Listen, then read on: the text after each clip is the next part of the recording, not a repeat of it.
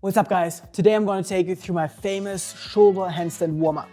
Famous because by now more than 100,000 athletes have chosen to do this shoulder warm-up before their handstand training on my website. This warm-up is great because it's not only going to help you with injury prevention, but it's also going to prime all the muscles that you need in order to get upside down before you even start training your handstand, making your handstand training easier and more successful. Practically, this warm-up requires no equipment, making it perfect for you as you can do it every day, wherever and whenever. First thing we're going to do today is warming up the shoulders, focusing especially on the back of the shoulders and not on the back.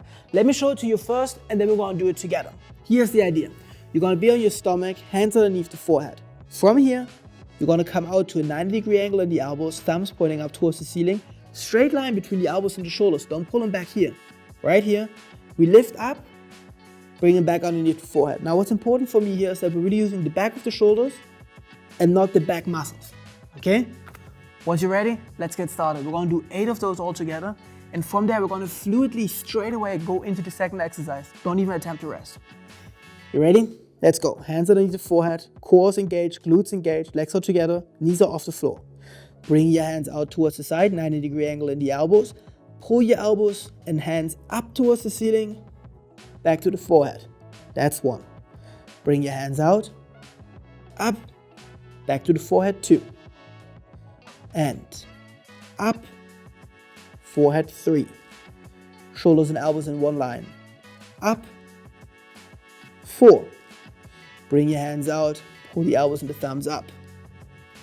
5. Stay clean till the end. Stay focused. 6. 2 more. You got this. And 7. Keep your ribcage on the floor. Last one, best one. Stay in this W. Good. Now from here, hands, elbows close to the floor. Hover towards the front. Fully lock your elbows. Hands shoulder width apart. Now lift your hands away from the floor, keeping the ribcage on the floor. Bring your hands back down close to the floor. Pull them back into this W, elbows and shoulders in one straight line. Pull your elbows and thumbs back up and down. Front, hands shoulder width, elbows locked. Pull your hands away from the floor.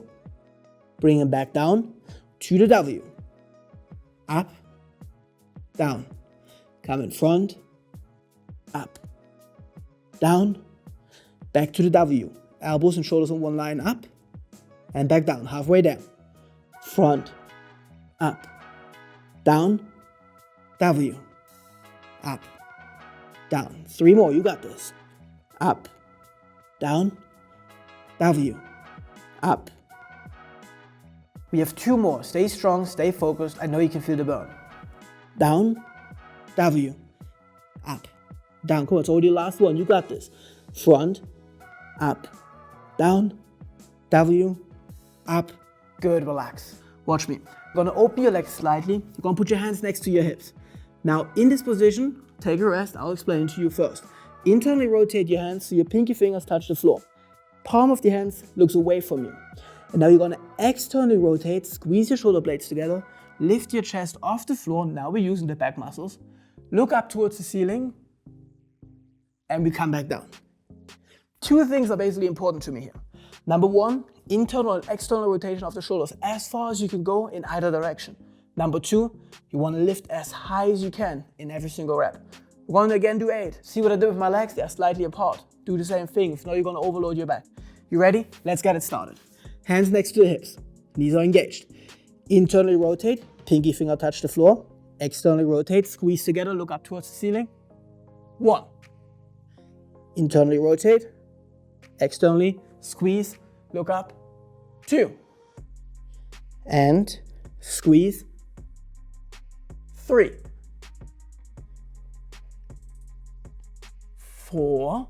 Halfway there, you got this. And 5. 3 more.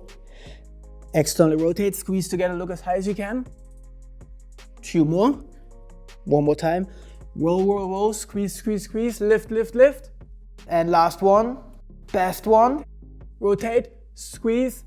Good, come back down, relax for a moment. Feet together, hands behind the head.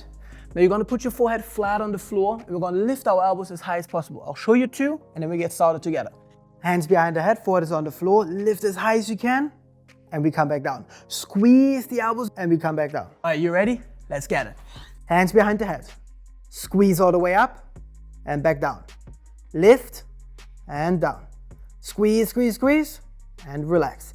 As high as you can, relax. Forehead stays on the floor. 6, 2 more, 7, last one, best one, squeeze, squeeze, squeeze, and boom, relax. Well done.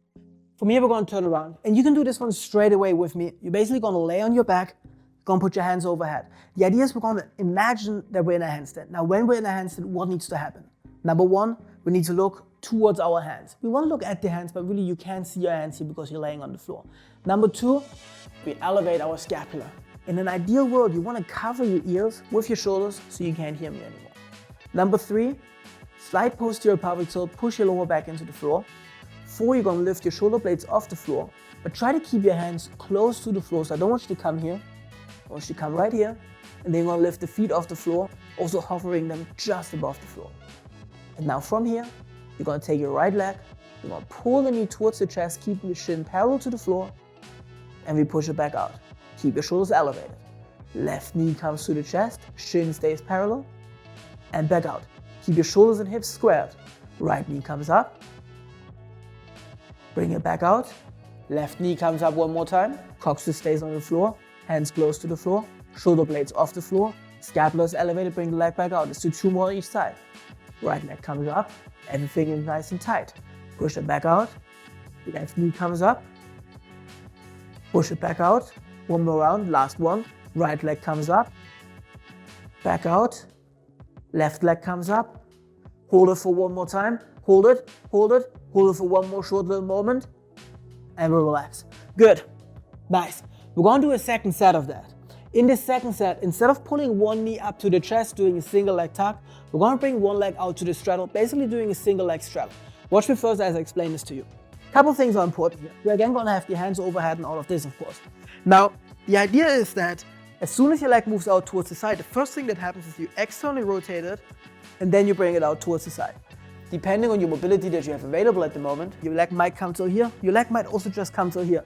We have to keep the leg close to the floor, because if you're gonna bring it up there, you're gonna do the same thing in a handstand, and that's simply gonna pull you out. Keep your hips and shoulders squared and parallel to the floor, meaning I don't want you to roll over like a panda. Keep it nice and tight. We're gonna do 4 in total, 2 on each side. Once you're ready, let's get started. Remember, hands overhead. First step, push your hands far away, trying to cover your ears with your shoulders. Lift off the floor, shoulder blades off the floor, hands close to the floor. Legs come off the floor. We're gonna start with the left leg. Externally rotate the left leg, bring it out towards the side. Both knees are fully engaged. Really feel that quad on fire. Bring the leg back, back to parallel. Right leg externally rotates, bring it out towards the side, and back together. Halfway there, you got this. Left leg externally rotates, bring it out towards the side, shoulders and hips squared, back together. Externally rotate the right leg, bring it out towards the side, back together, and we relax. Turn around again.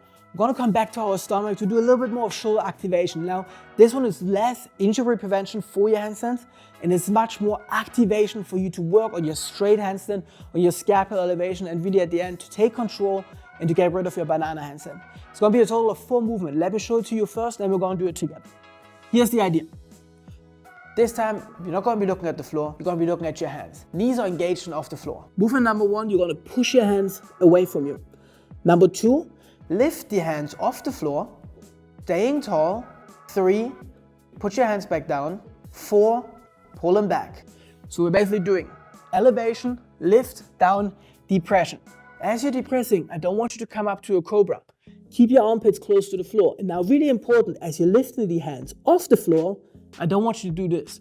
Again, think that your armpits are connected to the floor. Basically think of your arms as the finger of a clock, and your shoulder is the center of this clock. You push away, rotate up, back down, pull it back. We're gonna do 6 all together. You ready? Get it started. Lay on your stomach, chin is off the floor, look past your hands. Push your hands far away from you. Stay tall, lift the hands up. Put the hands back down, pull it back towards you. That's 1. Push your hands away, lift them up, bring them back down, pull back 2. Push far away, lift up, keeping your armpits low, back to the floor, pull back 3, halfway there. push far away, lift your hands up, keep the armpits on the floor, hands back on the floor, pull back, keep your shoulders close to the floor. 2 more, far away, up, down, pull back. Last one, push far away, lift up, put your hands back down, pull them back. Good, relax. Nice. For the next one, we're gonna use the wall, so I'm gonna meet you over there. All right, before we're gonna get back into activation for the shoulders, we're gonna sneak in one little static stretch. Here's the idea. You're gonna put your hands on the wall a little bit higher than your face. Elbows are locked, shoulders are depressed. And now with an engaged core, you're gonna put the center of your head against the wall, really focusing the stretch into your shoulders. What I don't want you to do is to relax and to arch your entire back. That's not the idea here. Keep your core engaged, slight posterior pelvic tilt, and really focus the stretch into your shoulders. Get into it, meet me here. Once you're ready, we're gonna stay here for 25 seconds.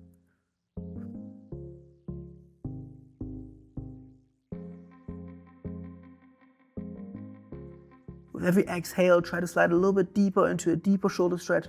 Really open them up. It's gonna make it so much easier for you later in your handstands.